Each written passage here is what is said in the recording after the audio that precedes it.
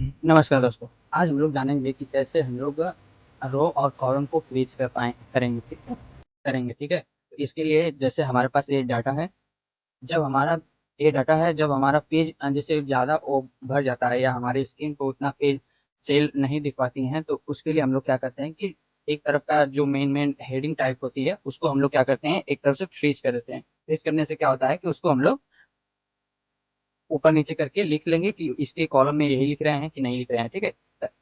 आइए हम लोग जानेंगे कि कैसे हम लोग उसको फ्रीज कर पाएंगे, जैसे हेडिंग होती हैं, ठीक है।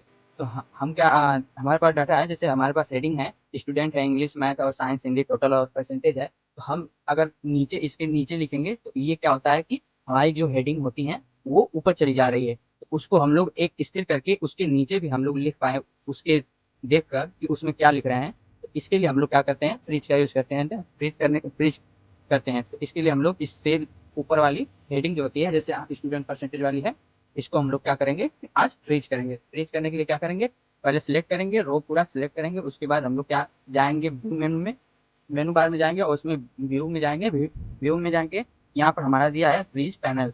फ्रीज पैनल में जाएंगे और इसमें क्या हमको क्या रो, उसकी रो जो है उसको हमको फ्रीज करनी है। तो यहाँ दिया है, इसमें तीन है, देखिए फ्रीज पैनल दिया है और फ्रीज टॉप रो और फ्रीज फर्स्ट कॉलम, ठीक है।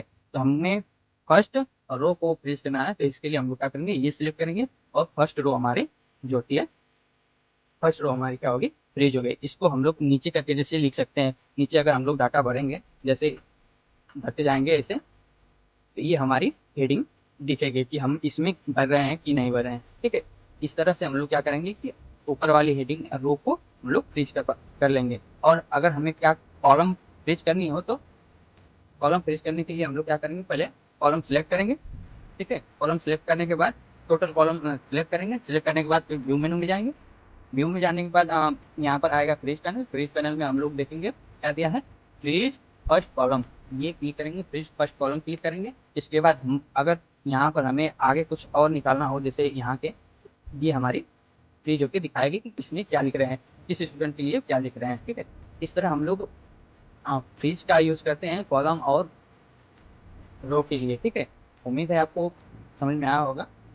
मिलते हैं अगली वीडियो में, इसी तरह जुड़े रहिए हमारे साथ। धन्यवाद।